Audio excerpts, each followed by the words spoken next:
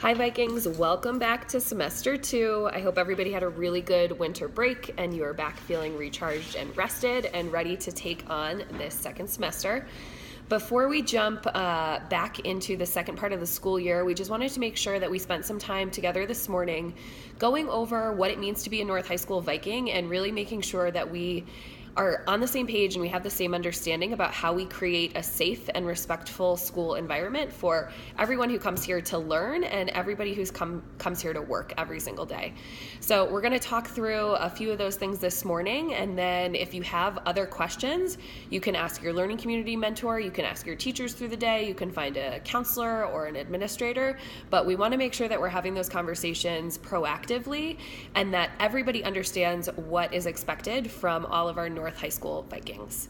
So I'm going to start by talking about the two expectations that fall under that respect bubble that you saw in that Venn diagram. So we're going to start with language and food and drink.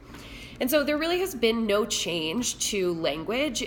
We need to make sure that we're using words and we are always using a tone of voice and body language that is respectful to those around us. And so that means being really, really careful with what you're saying and what you're doing, because our communication is both verbal and nonverbal. And so we need to make sure that our looks are not offending anybody, that we are not laughing in a way that is going to instigate anything or provoke anybody, especially intentionally, and that every time that we are using language that we're talking to our friends, we're not offending anybody who might be listening to that conversation or might overhear what we're saying.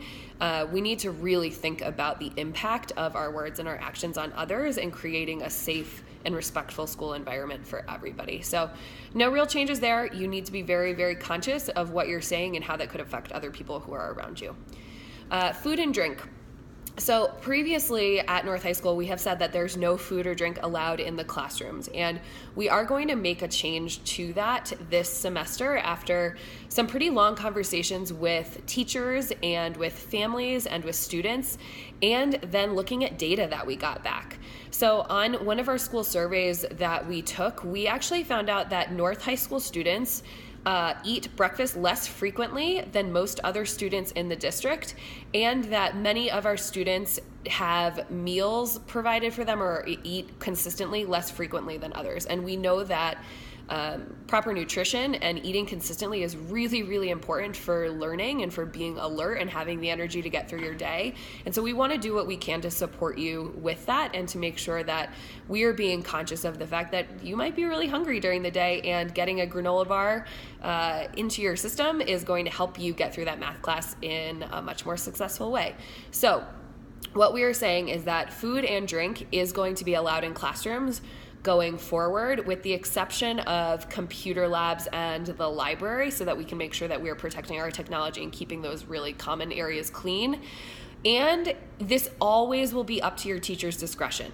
So while we're saying as a school, it's okay for food and drink to be allowed in the classrooms, your teacher has the ultimate say on this. So there may be some teachers who say nope, we're doing a lab today. There's going to be chemicals out. We're going to be using the burners and food is not permitted at all. And that is their right, and you need to respect that. Okay?